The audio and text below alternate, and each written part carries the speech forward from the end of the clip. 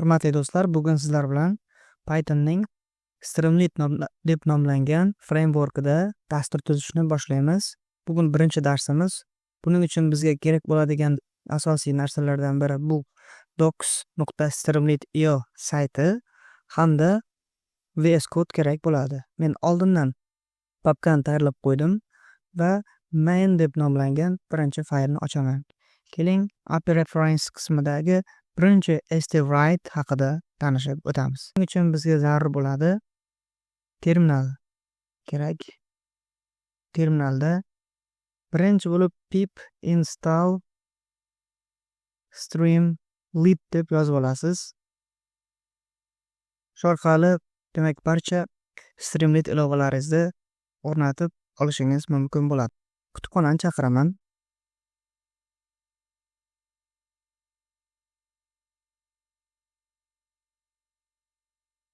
Streamlit kutubxonasini chaqirib oldim.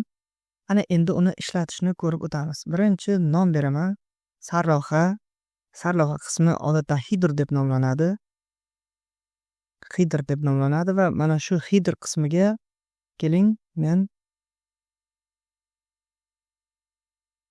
birinchi dars deb yozaman. Birinchi dars. Va bu yerda siz ko'rgan asosiy referens STWrite bilan tanishib o'tamiz. STWrite. Bu yerga yozamiz. Darsimiz boshlandi. Hammasi joyida bo'lgandan keyin terminalimizni bir karra tozalab yuboraman hamda streamlit run faylimiz main app. Buni ham eslab qoling. Mana yangi fayl ochildi va darsimiz boshlandi deb nomlangan birinchi streamlit ilovamiz hosil bo'ldi. Keling, uning qolgan parametrlari bilan ham tanishib o'tamiz.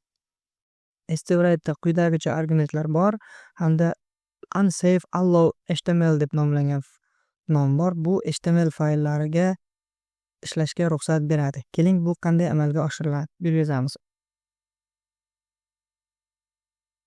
True qo'yib qo'yaman. Bu barcha HTML qismlariga ruxsat beradi. Keling, mana bu qismiga h1 deb nomlanadigan tegimizni qo'yamiz.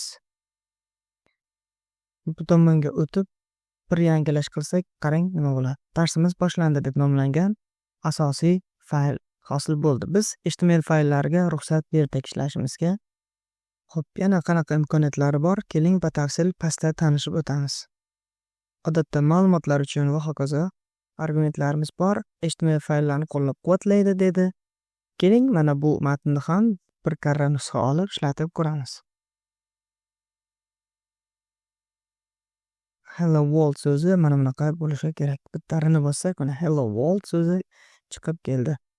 Shu bilan birinchi STWrite qismimiz yakun yasaldi deb o'ylayman. Keyingi mana bu kodlarni ham o'zlaringiz ko'rsalaringiz bo'ladi. Bu data frame'lar bilan ishlash qismini ham ishlatib ko'rishingiz mumkin bo'ladi. Buni pastda havolasi qoldirilgan. To'liqroq ma'lumot olmoqchi bo'lsangiz, mana bu videoga kirib ko'rishingizni tavsiya etaman.